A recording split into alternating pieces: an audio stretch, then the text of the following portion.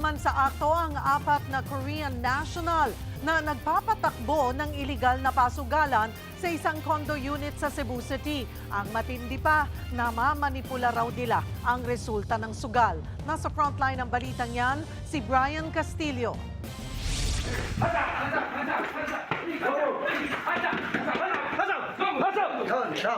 Nabulabog ang ilang Korean nang pasukin ng mga pulis sa isang condominium sa Cebu City.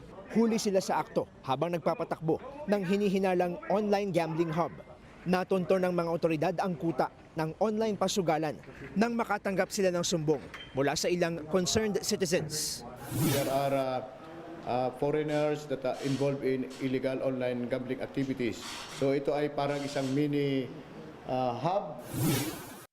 Ang isa sa mga kwarto, nagmistulang computer shop sa dami ng monitor at ilang pang device na ginagamit sa illegal na negosyo. Pustahan at pagtaya sa ilang sports o games ang iniaalok nila sa kanilang mga parokyano.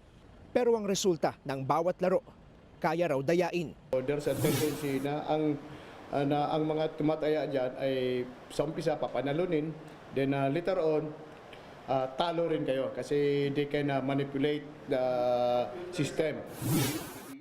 Sa ngayon, inaalam na rin ng pulisya kung legal ba ang kanilang pananatili sa bansa. Titingnan din kung may koneksyon ang may-ari ng condo unit sa operasyon.